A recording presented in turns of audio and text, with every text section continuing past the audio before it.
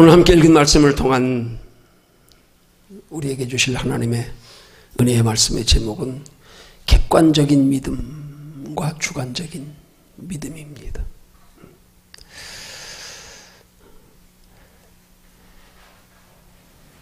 오늘 말씀에 보면 하나님께서 에레미야 선지자를 토기장이의 집으로 내려가게 하셔서 토기장이가 진흙으로 자기 의견에 선한 대로 그릇을 만들고 깨뜨리고 다시 만드는 모습을 보여주시면서 이스라엘 백성들의 생사화복이 전적으로 하나님의 손에 있음을 가르쳐 교훈하시는 말씀의 내용입니다. 오늘 그 말씀의 내용의 초점이 6절 하반절에 진흙이 토기장이의 손에 있음 같이 너희가 내 손에 있느니라 하는 말씀이 오늘 말씀의 교훈의 핵심입니다. 초점입니다. 여러분, 우리에게 영적으로 대입해서 오늘 말씀의 제목인 객관적인 믿음과 주관적인 믿음의 그 기준은 쉽게 말하면 오늘 6절 하반절에 진흙이 토기장이의 손에 있음 같이 너희가 내 손에 있느니라 하는 말씀처럼 우리의 믿음이 객관적인 믿음이 되는가 주관적인 믿음이 되는가는 우리의 믿음을 누가 다스려 주장하는가에 달려있고 하나님이 우리의 마음과 생각을 다스려 주장하시면 마치 토기장이의 손에 진흙이 있는 것처럼 하나님의 손에 의해서 모든 것들이 이루어집니다. 토기장이가 자기의 계획한 대로 의도한 대로 원하는 대로 모양을 만들어 또 마음에 들 때까지 다시 만들고 또 다시 만들듯 우리의 마음이 하나님께만 사로잡히면 그러면 우리 믿음은 이제 객관적인 믿음과 주관적인 믿음의 차이를 설명하겠지만 우리의 믿음은 주관적인 믿음이 될 수 있는 겁니다. 여러분, 주관적인 믿음을 한마디로 표현하면 하나님이 우리의 마음과 생각을 다스려 주장하심으로 생겨지는 믿음입니다. 그게 주관적인 믿음이에요.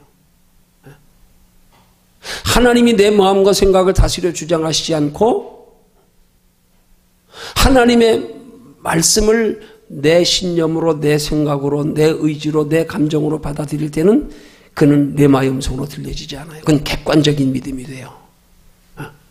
그래서 우리의 믿음이 객관적인 믿음과 주관적인 믿음이 될 수 있는 가장 중요한 핵심 요인은 마음입니다.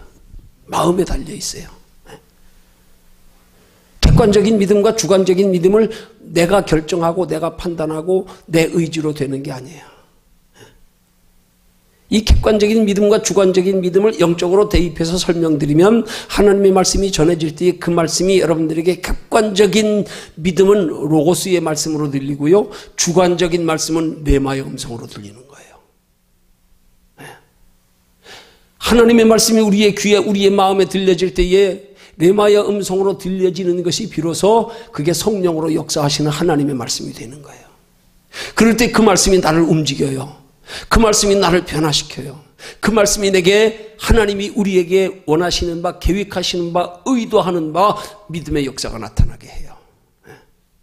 그래서 우리는 오늘 본문을 통해서 객관적인 믿음과 주관적인 믿음의 구체적인 차이를 살펴보면서 저와 여러분들이 객관적인 믿음이 되기 위해서 우리에게 가장 중요한 이 말씀을 대하는 우리의 자세가 어떠해야 하는가 여기에 대해서 함께 살피며 은혜 나누려고 합니다.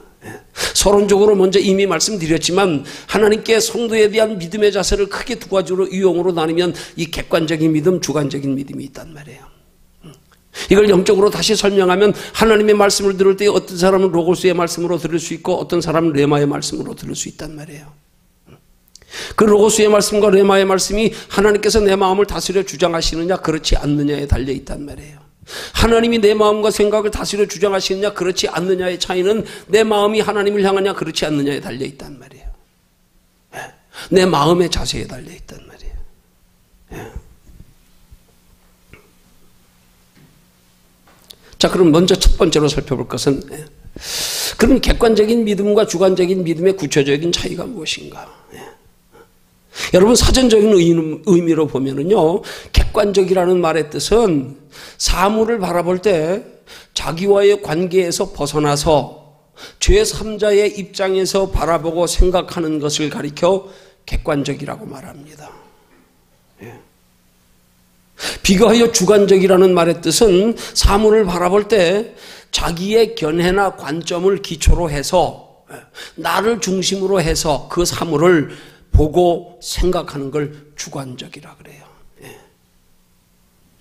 우리의 삶 속에 종종 일어나는 여러 가지 크고 작은 일들이나 현상 가운데서 그 일들을 바라보면서 그것이 어떤 일이든 누구와 관계된 일이건 상관없이 내게 대입시켜서 바라보면 그건 주관적인 자세란 말이에요. 근데 그 사건을 가지고 남들과 이렇게 제3자의 입장에서 바라보는 건 객관적인 자세란 말이에요. 하나님은 우리가 하나님의 말씀을 대할 때에 그 말씀이 하나님이 나를 향하여 하시는 말씀이라고 우리가 받고 들을 때는 주관적인 믿음의 자세가 되는 거예요. 그렇게 주관적인 믿음의 자세가 될 때에 하나님이 역사하시기 시작합니다. 우리의 마음을 변화시키기 시작합니다. 움직이기 시작합니다. 말씀을 통하여 믿음이 생겨지기 시작합니다. 그 말씀을 통하여 성령이 통로 삼아 우리의 심령을 움직이십니다. 우리가 주관적인 믿음의 자세를 가질 때, 주관적인 믿음의 자세를 가지기 위하여 우리의 마음을 하나님께로 향할 때요. 네. 그래서 이런 객관적인 믿음과 주관적인 믿음의 차이를 성경적으로 적용해서 설명드리면, 객관적인 믿음은 하나님의 말씀을 들을 때에 또는 하나님의 말씀을 볼 때에 그 하나님의 말씀을 자기와의 관계를 떠나서 제3자의 입장에서 하나님을 바라보고 생각하는 건 객관적인 믿음이에요. 비교하여 주관적인 믿음은 하나님의 말씀을 보고 들을 때 하나님과 나와의 관계를 중심으로 하나님을 바라보고 생각하는 것, 그게 주관적인 믿음이에요.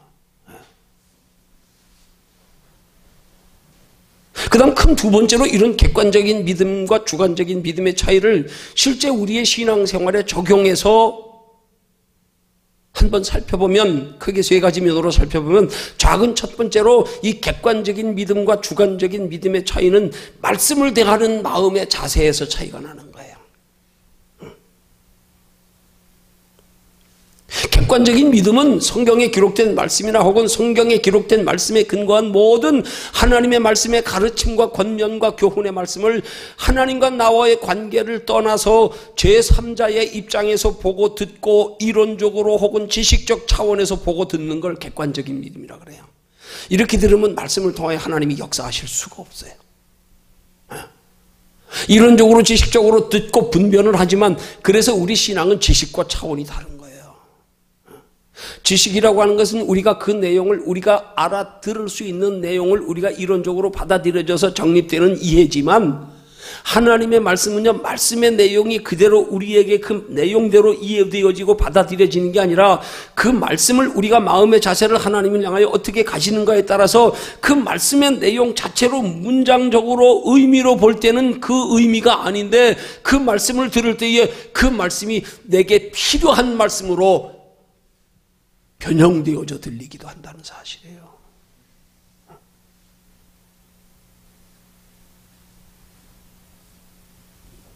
제가 오살리 금식기도원에 은혜 받으러 갔을 때, 그때 평신도 때였어요. 옛날 얘기가 생각이 나네 갑자기. 그때 제가 참 은혜를 많이 받았어요. 그 한 가지 은혜 받았던 게 아직도 잊지 않고 기억이 나는 게, 이거 벌써 한 30년 전 된 것 같네요. 30년도 더 된 것 같네. 그때 금식기도원 가서 3일 금식하면서 집회에 참석할 때, 제가 은혜 받았던 시간에 어느 목사님이 설교한 내용 중에 무슨 예화가 있었냐면, 군인들의 예화가 있었어요. 군인들은 나라의 부름을 받으면 군인의 몸은 자기 몸이 아니라는 거예요. 군인의 몸은 이제 자기 재산이 아니라는 거야. 너는 국방부 재산이야 이제.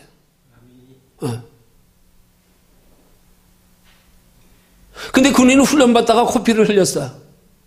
그랬더니 훈련소 교관이 말하기를, 너 왜 국방부 예산을 함부로 낭비해? 코피도 내게 아니라는 거야. 왜 네 맘대로 흘려? 왜 국방부 예산을 낭비해? 제가 그 예화 그 말씀 듣다가 뭐가 깨달았는 줄 아세요?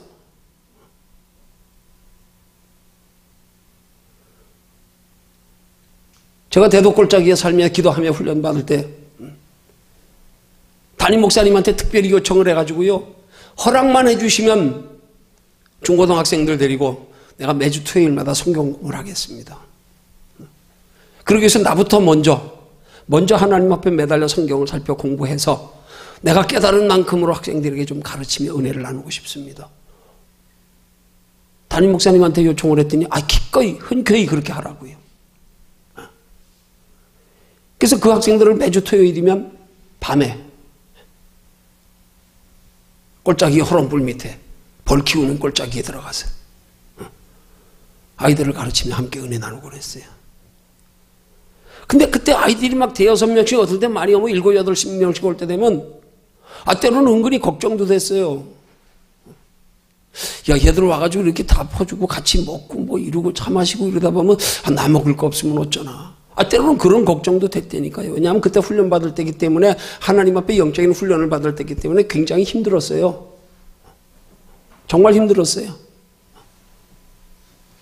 기적적인 것 한 7개월 동안, 한 거의 8개월 동안 동네 사람들이 우리 집에 놀러 올 때마다 교인들이 이상하게 내 형편을 알지도 못하면서 이상하게 올 때마다 그렇게 쌀을 들고 오더라고요.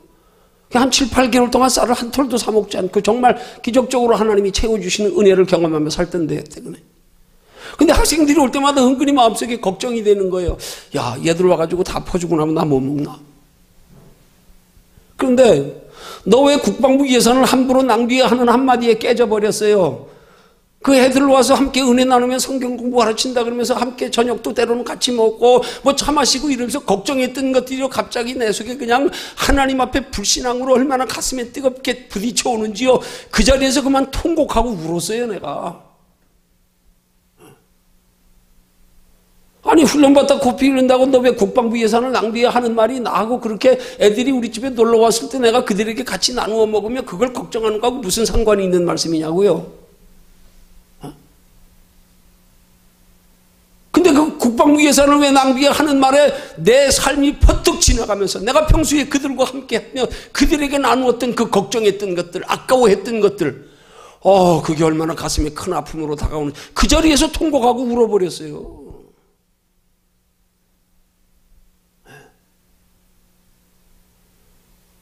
여러분, 히브리서는 말씀하기로 하나님의 말씀은 살았고 운동력이 있다고 말씀하죠. 우리의 심령 골수를 찔러 쪼갠다고 말씀하죠. 우리가 하나님의 말씀을 주관적인 자세로 받아들일 때에 말씀은 그 말씀의 내용이 중요한 게 아니라니까요. 그 말씀이 내 실제 삶 속에 대입해질 수 있도록 깨닫게 하시는 레마의 음성으로 들려지는 역사가 있단 말입니다. 이런 말씀에 살아 역사하는 생명의 말씀의 영적인 원리를 모르는 사람들이 앉아가지고 말씀을 이론적으로 지식적으로 내용만 가지고 따지고 든단 말이에요. 아니에요. 여러분, 하나님의 말씀을 들어서 아무리 알면 뭐합니까? 알긴 하는데 믿어지지 않아. 알긴 하는데 그렇게 사라지지 않아. 그건 아니에요. 여러분, 음식을 먹었어요. 그럼 어떻게 돼야 돼요? 온몸에서 소화가 돼야지요. 온몸에 영양분으로 가야지요. 먹었어요. 화장실 가서 그냥 설사했어요. 끝이에요. 먹은 거 아니에요. 우리 귀로 들은 것만 가지고 아직 하나님 말씀 아니에요. 많은 경우에 그리스도인들이 하나님의 말씀을 지식적으로 귀로 듣고 여기에 축적하는 것 가지고 믿음으로 착각할 때가 얼마나 많은지 몰라. 그러니까 알기는 하는데 변화가 없어. 알기는 하는데 그렇게 사라지는 건 관심이 없어. 그렇게 사라지지 않아. 이건 먹었는데 살로 안 가는 거하고 똑같은 거예요. 그렇게 하나님의 말씀이 살아 역사하는 생명의 말씀이 되기 위해서는 하나님의 말씀을 주관적인 믿음의 자세로 받아들일 때 그런 역사가 일어난다니까요.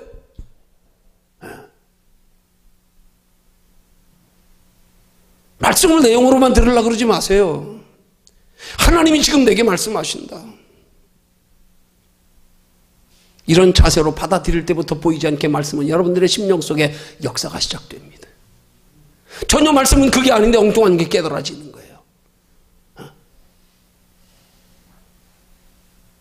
왠지 말씀을 듣는데 말씀과 상관없이 내 속에서 울컥하는 게 올라와요.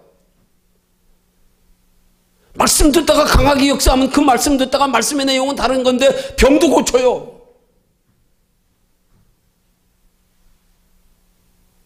그게 하나님의 말씀의 신비예요. 적어도 우리가 하나님의 영적인 말씀에 대한 그 말씀을 통하여 우리의 믿음이 자라가며 정말로 하나님을 경험하고 체험하며 살아가기 위해서는 이런 말씀의 원리 우리 좀 알고 들어야 돼요. 이걸 모르니까 앉아가지고 날마다 말씀 가지고 뭐 맞니 틀리니 뭐 아니에요. 아무리 맞고 틀리고 이치에 맞고 아무리 듣기에 재미있어도 그 말씀을 통하여 성령이 역사해서 내 삶에 내 심령에 변화를 가져다주고 내가 깨달아야 할 것 깨닫지 못하면 그건 아니에요. 살아 역사하는 생명의 말씀 아닌 거예요.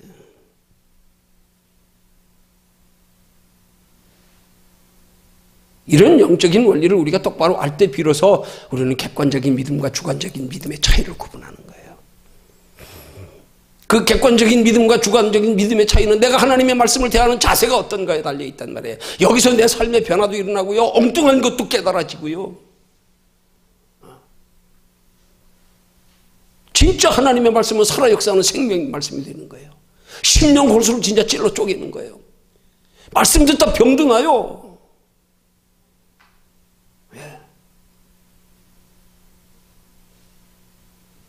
이런 걸 모르는 시대에 많은 그리스도인들이 하나님의 말씀을 앉아가지고 자꾸 지식적으로, 이론적으로, 내용적으로. 그래서 자꾸 말씀을 전하면서도 성도들의 자꾸 수준에 맞추려고. 그 요즘 목사들이 힘들어요, 설교하기가. 반 박사가 돼야 돼. 잡학 박사가 돼야 돼. 뭐 의사도 있고 누구도 있고 여러 계층의 사람들이 있으니까 저들에게 뭐 지식적이고 좀 더 훌륭한 목사라는 소리 듣고 칭찬받고 존경들으려면 오만과 다 갖춰야 돼. 힘들어. 목사가 힘들어. 그 자격 갖추느라고 힘들어.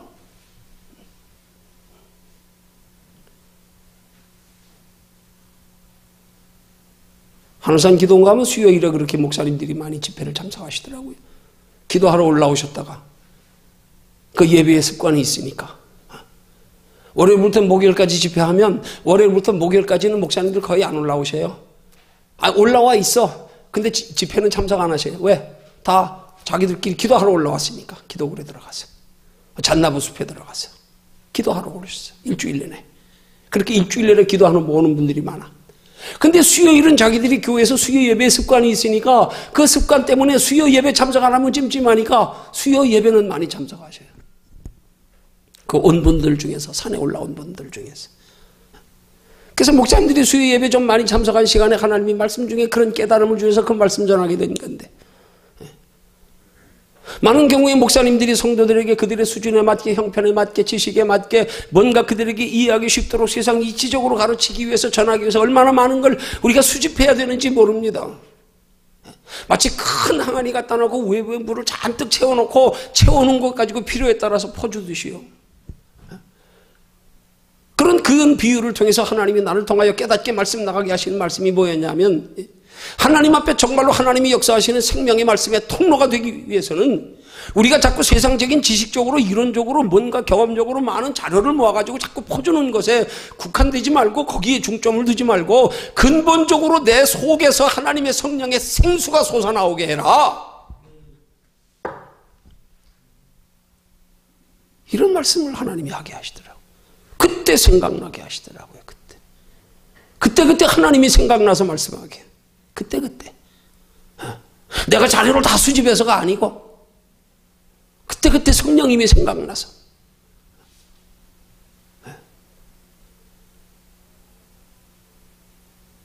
그럴 때 전해지는 말씀도 주관적인 말씀이 되는 거예요. 한마디로 주관적인 말씀은 하나님이 주장하시는 말씀이에요. 하나님이 주가 되는 말씀이에요. 하나님이 주가 되는 말씀으로 들려지는 거예요. 나와 하나님과의 관계 속에서 들려지는 말씀. 이게 주관적인 말씀이에요. 앉아가지고, 이거, 이 말씀은 이 장로 들으라 그러네. 이 말씀은 이 김권사 들으라 그러네. 박 집사 들으라 그러네. 그건 자기하고 소용없어요. 아무 소용없어요. 한 걸음 더 나가서 하나님의 말씀을 들을 때 그것으로 통하여 내 영혼에 유익되고 내 영혼에 내게 필요한 것 깨달아지지 않으면 아무 의미 없어요. 아무 의미 없어요.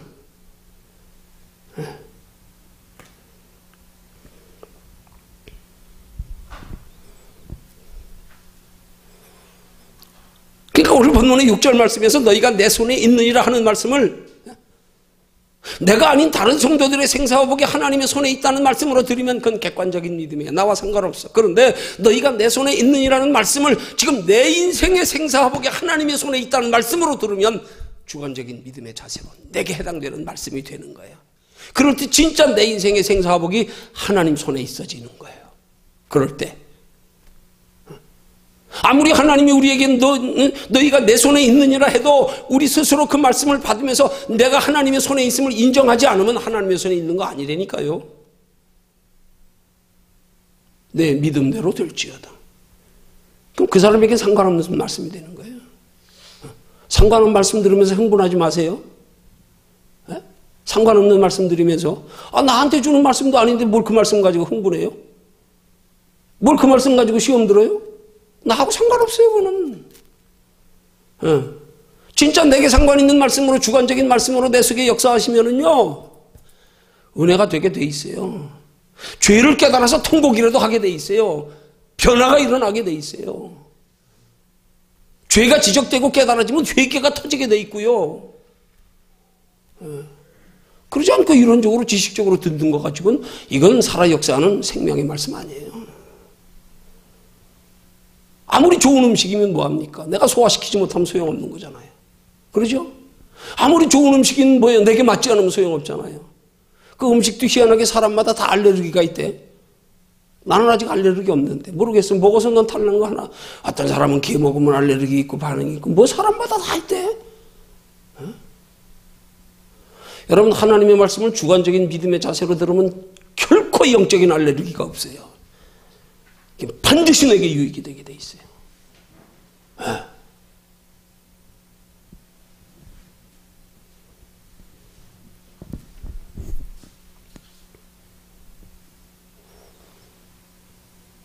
그래서 성도가 하나님의 말씀을 대하는 데 있어서 객관적인 믿음의 자세로 말씀을 듣는 것과 주관적인 믿음의 자세로 말씀을 듣는 것은 그 결과가 판이하게 다르다니까요. 성도가 하나님의 말씀을 보고 들으면서 객관적인 믿음의 자세로 들으면 하나님이 은혜로 역사하실 수가 없어. 이론적이고 지식적인 믿음은 생길 수 있을지 모르지만 마음과 행동에 변화가 없어요. 나타나는 역사가 없어요.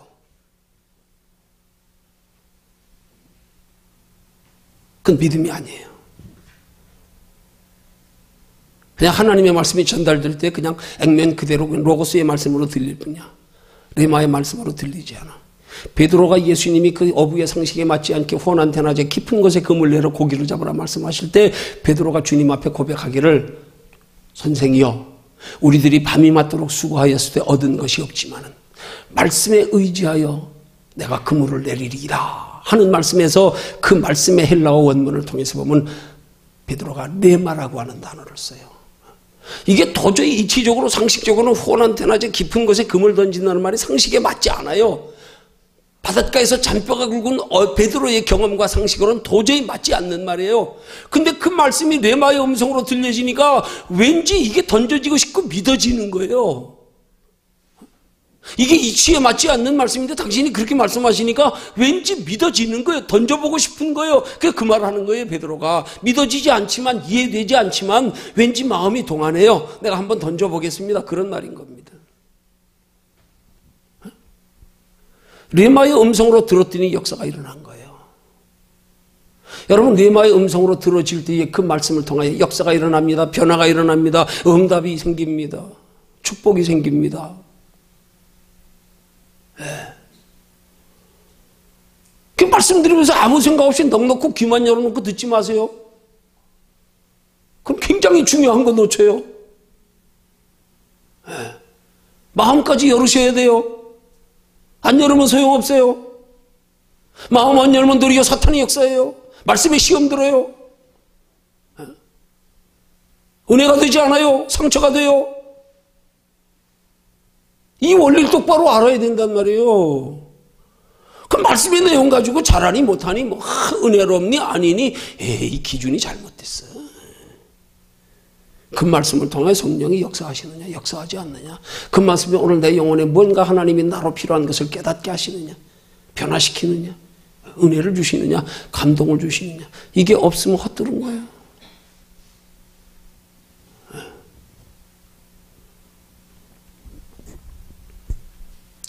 그런 것들이 성도가 주의 말씀을 주관적인 믿음의 자세로 들을 때, 마음 열어 내게 주시는 말씀을 들을 때 그런 역사가 일어난단 말이에요.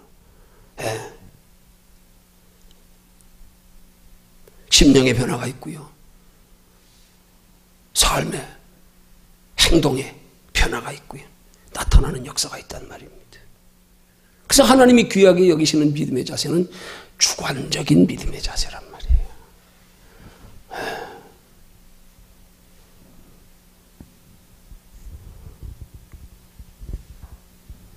이후로 여러분들이 평소에 듣는 하나님의 말씀을 주관적인 믿음의 자세로 받아서 그 말씀이 여러분의 삶에 변화와 능력과 지혜와 축복을 가져오게 하시기를 주님의 이름으로 축원합니다. 그 다음 두 번째, 작은 두 번째, 성도의 대인관계에서의 객관적인 믿음과 주관적인 믿음의 차이가 있다. 대인관계에서의 첫 번째는 뭐라고요? 말씀을 대하는 자세에서, 말씀을 대하는 자세에서. 두 번째는 대인관계에서의 주관적인 믿음, 객관적인 믿음의 자세가 있단 말이에요.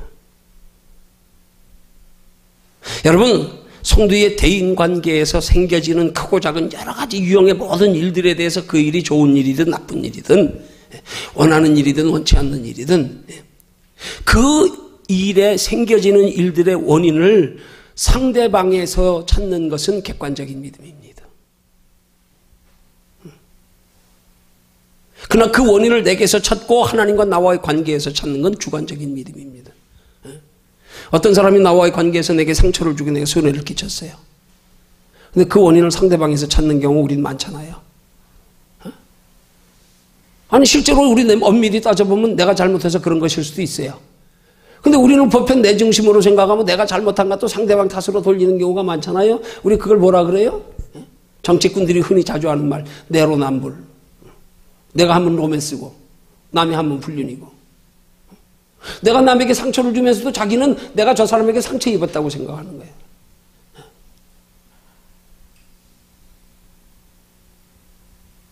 그게 객관적인 믿음의 자세란 말이에요. 그러나 주관적인 믿음의 자세는 어떤 사람이 내게 손해를 입히고 내게 상처를 주어도 그것이 하나님과 나와의 관계 속에서 원인을 찾는 자세. 내가 무언가 하나님 앞에 하나님과의 관계가 바르지 못하니까 사탄이 틈을 타서 내 연약함 때문에 하나님이 저 사람을 몽둥이 삼아서 나를 깨닫게 하는구나. 나를 돌이키게 하는구나. 나 자신의 나됨을 바라보고 깨닫게 하시는구나. 이 자세 가지는 거예요. 이게 주관적인 믿음의 자세란 말이에요.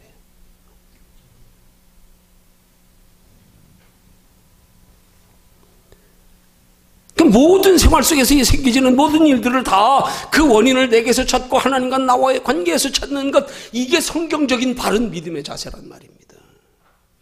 여러분 말씀 듣는 것도 똑같으니까 여러분 믿음의 자세에 따라서 달라요. 내가 성경적인 바른 믿음의 자세를 가지면 어떤 말씀이라도 그 말씀에 하나님이 역사하시면 유익되게 돼 있어요. 은혜가 되게 돼 있어요. 깨닫는 게 있게 돼 있겠어요. 근데 이 바른 믿음의 자세가 돼 있지 못하면 어떤 좋은 말씀도 내게는 상처가 돼. 내게는 부담이 되고 내게는 부끄러움이 되고 이게 중요한 거예요.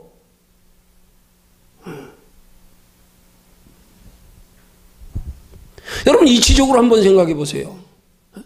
우리 대인관계, 인간관계에서 어떤 환경 속에서 뭐든지 자꾸 내게서 하나님과 나와의 관계 속에서 찾지 않고 다른 사람들에게 다른 속에서 찾는다 그러면 이건 성경적으로 맞지 않는 거예요. 성경은 분명히 우리에게 말씀합니다. 특별히 하나님의 택한 백성들은 다 생사복이 하나님의 손에 있다. 오늘 본문의 6절의 말씀, 너희가 내 손에 있느니라. 뭐가요? 생사복이요. 근데 우리가 다른 사람 때문에 내가 상처를 받고 다른 사람 때문에 내가 마음에 손해를 입히고 내가 불행해진다 그러면 생사복이 누구한테 있는 거예요? 나한테 해를 끼치는 사람한테 있는 거 아니에요? 그럼 저 사람이 나한테 해 안 끼치면 나 편안하네? 저 사람이 해 끼치니까 나는 괴롭고 슬프고 상처받고 그러면 생사복이 저 사람한테 있네? 이게 성경적이 아니에요. 생사화복이 하나님의 손에 있음을 믿고 시인하는 사람들은 정말로 생사화복이 하나님의 손에 있어서 비록 그것이 남이 내가 볼 때는 나는 아무 잘못 없는데 저 사람이 내게 잘못했다고 할지라도 그것조차도 나와 하나님과의 관계 속에서 바라보고 원인을 찾는 자세가 되면 하나님이 그 일까지도 뒤에 가서는 보상이 있고 합력하여 선을 이루게 하신단 말입니다. 이게 성경적인 원리예요. 그래서 생사화복이 하나님 손에 있다는 거예요. 근데 우리 자꾸 살면서 누구 탓, 뭐 때문에 이게 아니란 말이에요. 물론 그럴 수 있어요. 맞아요. 그렇게 생각하면. 그럼 그게 아니라는 그러면 하나님이 책임져 주실 수 없다. 그러면 하나님과 상관없다. 그러면 하나님과 무관하다. 네가 알아서 해 그거는. 네가 그렇게 생각했으니까. 그걸 하나님과의 관계 속에 대입시켜 끌어들여서 하나님 속에서 그 문제를 해결하려고 하고 하나님 속에서 그 답을 찾으려고 하고 그 속에서 하나님 편에서 나를 바라보면 이걸 하나님이 책임져 주셔서 합력하여 선을 이루게 하신단 말입니다. 천하위복되게 하신단 말입니다. 나와 상관없는 문제로도 끌어안고 내 문제로 삼고 하나님과 씨름하라 이 말이에요. 그게 복을 만들어가는 신앙생활이란 말이에요. 날마다 돌아보면서 환경 탓하고 사람 탓하고 한탄하고 네 믿음대로 될지어다. 그렇게 되는 거예요. 너희 말이 내 귀에 들린 대로 내가 너희에게 시행하리라. 이스라엘 백성들을 가나안 땅 40일 정탐하고 와서요. 40일 동안 정탐했으니 얼마나 세밀하게 봤겠어요. 얼마나 냉정하게 바라본 거 아닙니까? 도저히 그 가나안 땅에 사는 원주민들을 바라보니까 우리와 싸워가지고는 상대가 안 돼. 모든 면에서 그들에 비해서 우리는 메뚜기라고요. 우리는 메뚜기와 같다. 하나님이 우리를 여기 보내서 여기서 다 죽게 만드느냐? 원망했더니요. 하나님께서 지도자 모세를 통하여 하신 말씀. 너희 말이 내 귀에 들린 대로 내가 너희에게 시행하리라. 그래서 원망했던 그 세대가 40년 동안 다시 빠았고 광야에 40년 동안 방황하면서 다 죽어갔어요. 한 세대가. 그때 믿음으로 긍정했던 여호수아 갈렙만 40년 동안 생존하여 살아남아서 가나안 땅을 후세대와 차지하고 들어갔단 말입니다. 하나님의 말씀을 듣는 자세가 이렇게 중요하다니까요. 말씀이 진위 여부를 떠나세요. 옳고 그름을 떠나세요. 여러분, 우리가 말씀을 진짜 하나님이 여기서 말씀하신다고 들으면 하나님이 어떤 말씀하신다고 내가 하나님 말씀 앞에 감히 토를 합니까? 뭘 맞니 틀리니 따집니까? 생각해 보세요. 벌써 그렇게 받는 자세가 내가 지금 하나님의 말씀을 하나님의 말씀으로 받지 않는 데는 증거 아닙니까? 그죠?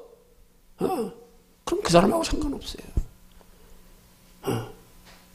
웃기는 얘기는 그 사람하고 상관없는 얘기, 나하고 상관없는 얘기인데 왜 흥분해? 다른 사람한테 하는 얘기인데 너는 해당이 안 돼. 왜? 말씀을 받는 자세가 안 돼 있어. 그 흥분하지 마세요. 그 비난하지도 마세요.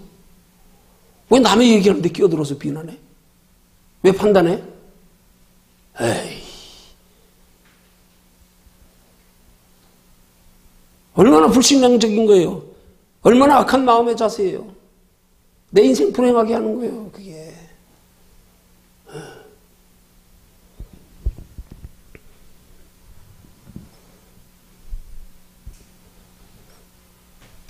하나님은 인간관계 환경에서조차도 주관적인 믿음의 자세를 하나님이 귀하게 보신단 말이에요.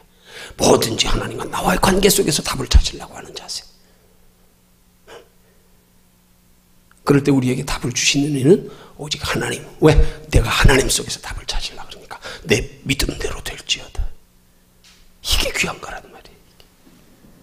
이런 사람들은 옳고 그름 따지지 않아요. 맞니 틀리니 따지지 않아요. 잘하니 못하니 따지지 않아요. 원리를 알면 말씀을 대하는 자세에서.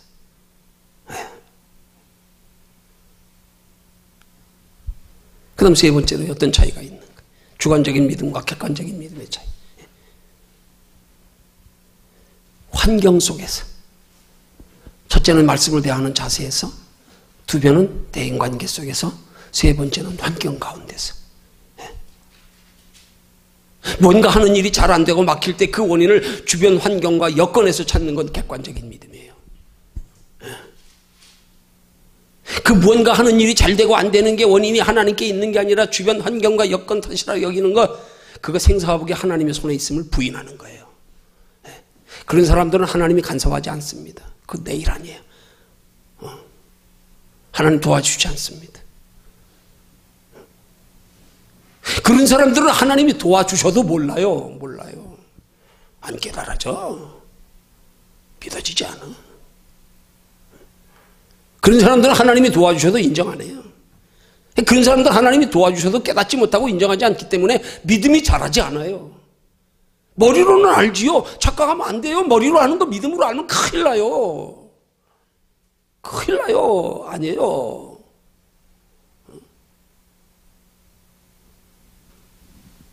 그러나 뭔가 하는 일이 잘 안 되고 막힐 때 그 원인을 주변 환경과 여건에서 찾지 않고 내게서 찾고 나와 하나님과의 관계에서 찾는 것, 이게 주관적인 믿음이란 말이에요.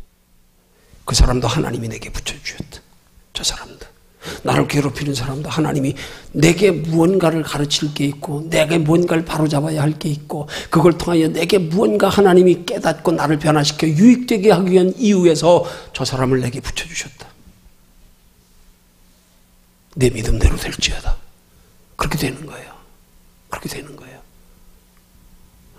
합력하여 선을 이루게 하시는 거예요. 네 믿음이 그렇기 때문에 전화위복되게 하시는 거예요. 잘하고 못하고가 중요한 게 아니에요. 내가 실수로 잘못했어요. 그렇지만 그 잘못한 것까지도 하나님이 주관하셔서 나를 깨닫게 하시고 나를 변화시키고 내게 잘되게 하시려는 과정으로 받아들이면 하나님은 잘못한 걸 체크하고 잘못한 것 가지고 따지지 않으시고 네 그 잘못한 중에서도 하나님의 말씀을 그 잘못한 중에서 생겨지는 결과들을 하나님과의 관계 속에서 해결하려고 하는 그 자세, 이걸 믿음으로 보는 거란 말입니다. 너 귀하다. 너 자세가 됐다. 그런 거란 말입니다.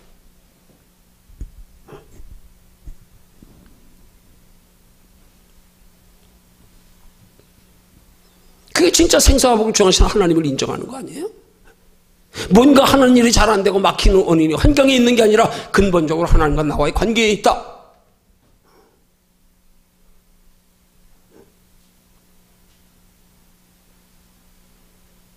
그게 신앙이라니까요.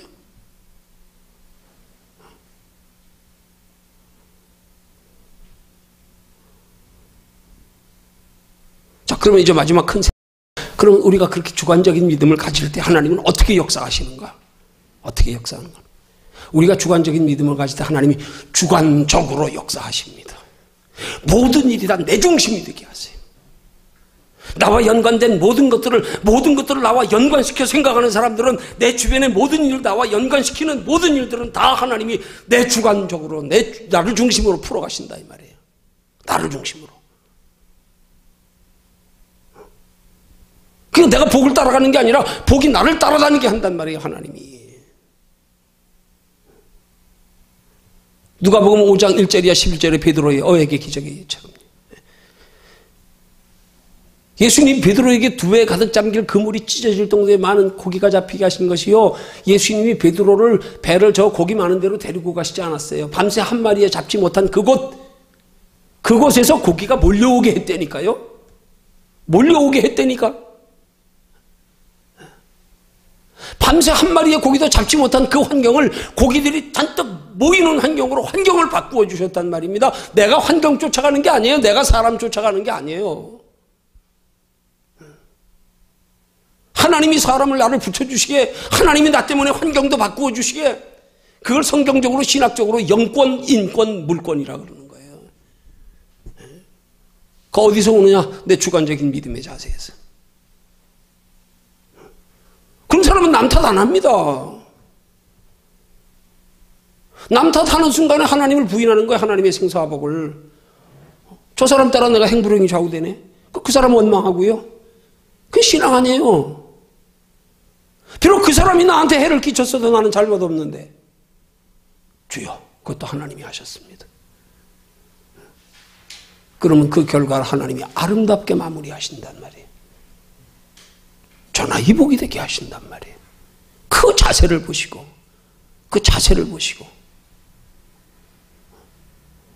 이런 신앙의 원리를 우리가 똑바로 알고 말씀을 대하고 우리가 똑바로 알고 신앙생활하면요, 말 그대로 하나님을 사랑하는 자, 곧 그 뜻대로 부르심을 입은 자들에게는 모든 것이 합력하여 선을 이루느니라. 하나님 사랑만 해. 뭐든지 하나님과의 관계에서만 바라봐. 아무도 보지 마.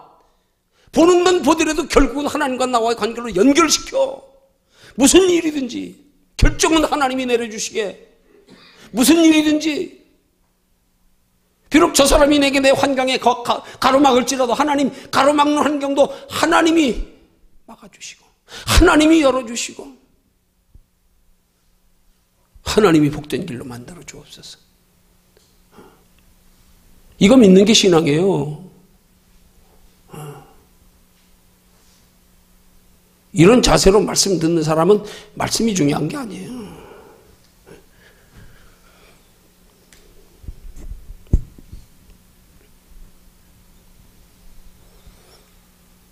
하나님이 아브라함에게 축복을 약속하실 때 어떻게 하셨어요? 너는 복의 근원이 될지라. 축복은 너로부터다. 너로부터. 너를 축복하는 자 내가 축복하고 너를 저주하는 자 내가 저주하리라. 아니 저주하는 사람도 이유가 있을 거 아니에요. 축복하는 자도 이유가 있을 거 아니에요. 내가 그 사람 믿게 하고 그 사람 상처 주는데 그 사람이 나 축복하겠어요? 복을 밀어주겠어요?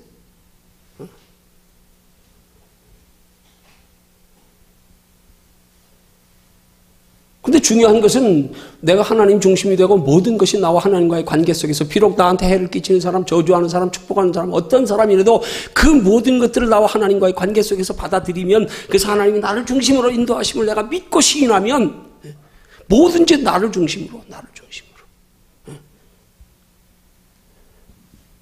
그래서 땅의 모든 족속이 너로 인하여 복을 받을 것이다. 네가 주관적인 믿음을 가지면 너로 인하여. 신앙은 나와 하나님과의 관계예요. 누구도 탓하지 마십시오. 누구를 탓하는 순간에 나와 하나님과의 관계를 내가 스스로 부정하는 게 밖에 안 되는 거예요. 내 인생 주관자 아닙니다. 거절하는 거하고 똑같아요. 자기 불행하게 만드는 거예요. 누구 탓하지 마세요. 내 믿음만큼이에요. 내가 어떤 믿음의 자세로 받아들이느냐. 모든 일을 다 생사복을 주장하시는 하나님의 뜻으로 받아들이면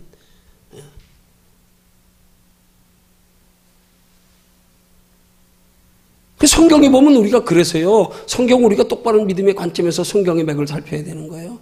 우리가 볼 때 우리의 기준으로 성경 보면 이해 안 가는 데가 너무 많아요. 그죠?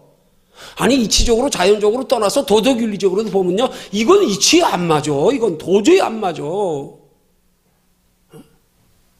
근데 그런 성경의 맥으로 우리가 도덕윤리적인 측면에서 성경을 볼 때요. 우리 설교 이런 거 이렇게 똑바로 그거 설교 안 맞아요. 그럼 다윗은 왜 축복했어요? 아브라함 왜 축복했어요? 그 사람은 그게 믿음이에요? 자기 생명 살리라고 마누라 2번씩이나 팔아먹은 게 믿음이에요? 한 번도 아니에요. 2번. 너 다른 데 시집가. 그래서 나 좀 살자. 누이라 그래. 그래야 내가 생명 부지하니까. 어떻게 부부는 한 몸인데 그래 죽어도 같이 죽어야지 위험한 상황에서. 마누라 뺏어가려고 죽이더라도 그 죽이는 거 하나님께 맡기고 그래도 어떻게 마누라 자기 생명 살리라고 마누라 팔아먹고 앉았어요. 그 무슨 믿음의 조상이에요 그게. 여러분 성경에 그렇게 우리의 기준에 우리의 상식에 우리의 도덕윤리의 기준에 맞춰보세요. 이거 이해 안 가는 데가 너무 많아요.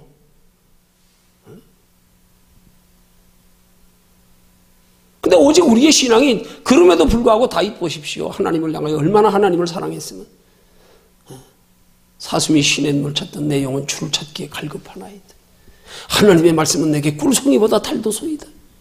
내가 사람에게 위로받기를 거절하고 오직 하나님께만 위로받기를 원하나이다. 구구절절히 보면은요, 비록 그가 그렇게 허물이 많았지만 오직 하나님 중심. 사울왕을 하나님이 기름 부어 세웠기 때문에 아무리 나를 죽이려고 그렇게 집요하게 쫓아다녀도 7년 동안을 도망다니면서도 2번씩이나 송굴에서 죽일 기회가 있었는데 하나님이 기름 부어 세우신 종을 내가 건드리면 안 된다. 야, 다윗의 신앙 자세 보면요. 여러분 다윗에게서 인품을 보지 마십시오. 다윗을 인품 가지고 설교하지 마십시오. 그것만큼 모순된 게 없어요. 그렇게 인품 좋은 사람이 남의 마누라 때를 뺏어가냐? 남편까지 죽이냐? 그게 인품입니까? 말이 됩니까?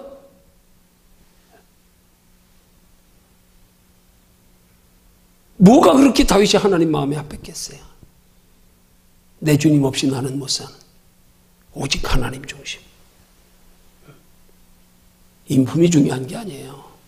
영품이 중요합니다. 연약하지만 부족하지만 모나지만 게으르지만 나태하지만 때로 비굴하지도 하지만 나대로 내비두면 그게 나요. 다 그렇지. 왜 사람이 하나님의 형상이라면 죽은 자인데 뭘 죽은 것 가지고 정도 차이 해봐야 뭐 죽은 사람끼리 쟤네들 뭐 무슨 소용이 있어요.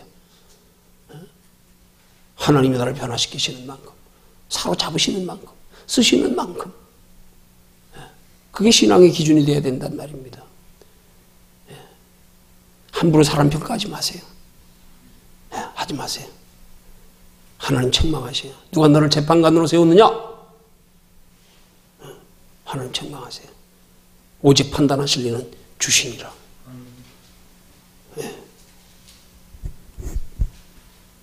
근데 중요한 사실은 하나님은 이렇게 주관적인 신앙의 자세를 가진 사람을 중심으로 하나님께서 그들을 축복하시고 주변 사람들까지도 축복하시고 저주하심이 그 주관적인 믿음을 가진 사람 중심으로 이루어 가신다는 사실을 아브라함과 그 조카 롯의 예를 사건을 통하여 보면 우리는 밝히 이해할 수 있는 거란 말이에요. 조카 롯도 아브라함 따라가면서 함께 복 받았어요. 함께 복 받았어요. 근데 누가 누구 때문에 복 받았어요? 롯이 아브라함 때문에 복 받은 거예요. 아브라함 때문에. 같이 복을 받았는데 아브라함은 받은 복으로 믿음이 더하여졌어요. 계속적인 복을 받았어요. 갈수록 더 큰 복을 받았어요. 그런데 조카 롯은 받은 복으로 그것도 아브라함 때문에 삼촌 때문에 받은 건데 받은 복으로 도리어 믿음이 떨어져 가지고요. 욕심으로 소돔과 고모라 성을 선택해가지고 멸망당해버리고요. 아브라함은 조카 롯이 있으나 없으나 복이 하나님께로부터 왔기 때문에 하나님으로부터 어디를 가도 복을 받았어요. 근데 조카 롯은 아브라함 곁에 있을 때만 복 받았지요. 아브라함 떠나고 나니까 끝나버렸잖아요.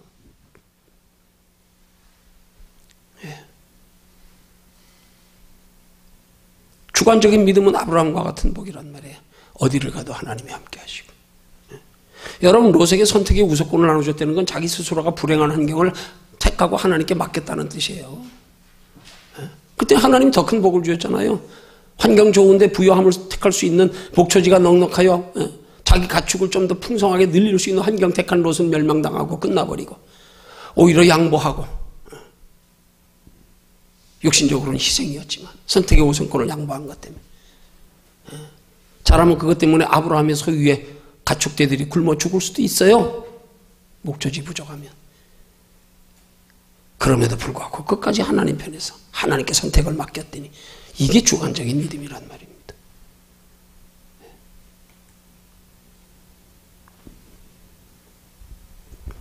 결론 맺습니다. 오늘 본문에 기록된 말씀대로 하나님의 자녀된 성도들의 생사화복은 전적으로 하나님의 손에 달려있다는 사실을 우리 믿어야 됩니다.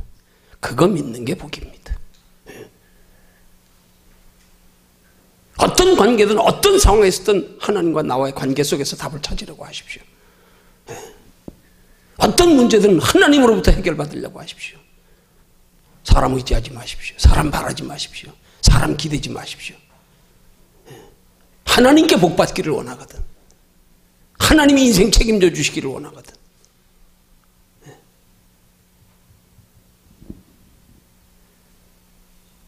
그런 신앙이 되기 위해서 가장 중요한 게 우리 마음 자세란 말이에요. 항상 우리 속에서 하나님 보이지 않지만 우리 속에 계신다.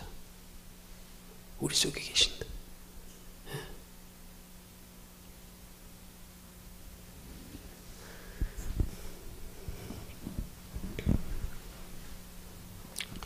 그래서 성도는 무슨 일이든지 어떤 환경에서든지 하나님과 나와의 관계만 잘 돼 있으면 그러면 됐어요. 그럼 됐어요. 잘못되는 것도 하나님 나중에 가서는 복이 되게 하셔. 이 땅에서 복이 안 되면 영원한 하나님의 나라에 영원한 복 되게 하셔. 거기까지 보면 끝났잖아요. 여기서 안 된다고 실망한 일 뭐 있어요? 저기 가서 더 큰 거 받을 텐데. 때로는 우리 가능하면 여기서 좀 덜 받고 그 대신 하나님 나라 받는 게 더 좋아. 영원하잖아. 여기서 그냥 하나님 나라 갈 때까지 그냥 하나님 뜻대로 사는 데만 지장 없으면 괜찮아요. 하나님 나 가능하면 하나님 나라에서 받을래? 더 큰 거 받을래? 나 영원한 거 받을래? 이렇게 돼버리면요, 여기 거 가지고 연연 안 해요. 이거 가지고 신앙 왔다 갔다 안 해요. 이것 따라 신앙이 영망고 사탄 마귀에게 까불리면 안 당해요. 하나님이 우리 중심에서만 행하게 하시는 힘쓰란 말입니다. 그게 요한 3서 2절의 말씀 아닙니까? 영원히 우리를 창조하신 하나님의 형상 아닙니까? 사랑하는 자여, 내 영혼이 잘된 같이 내가 범사에 잘되고 강건케 되기를 내가 원하노라. 영혼이 잘되기만 힘쓰면 범사는 잘되고 강건케 되게 돼 있어요. 돼 있어요.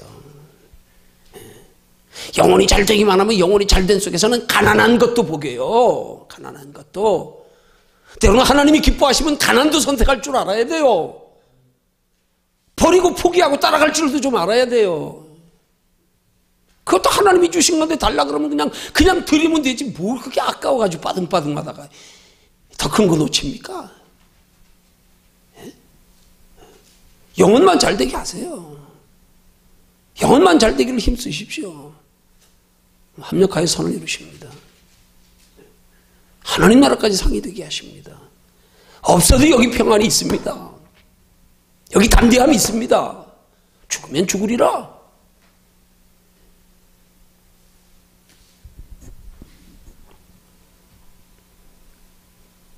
성도는 주관적인 믿음의 자세가 신앙입니다. 비교하여 그래서 우리는 객관적인 믿음과 주관적인 믿음의 차이를 분명히 알아야 합니다. 그 객관적인 믿음과 주관적인 믿음의 차이가 우리의 마음에 하나님을 향한 우리의 마음의 자세에서 결판이 난다는 사실, 좌우된다는 사실, 이거 항상 염두에 두시고 우리의 마음 세상 뺏기지 아니하고 항상 우리의 마음에 하나님을 향하는 우리의 신앙생활의 습관, 생각의 습관, 훈련, 뭐든지 하나님 편에서 뭐든지 병아리 물 안 먹고 물 안 먹고 하늘 쳐다보든 무슨 일이든지 하나님과의 관계 속에서 하나님 아시지요? 도와주세요. 함께 해주세요. 나 하나님 뜻 아니면 아무리 힘들어도 나 그 길 안 갈래요. 아무리 좋은 거 있어도 나 안 할래요. 하나님 뜻, 하나님 인도해 주세요. 그렇게 신앙생활하는 저와 여러분들 되기를 주님의 이름으로 축원합니다.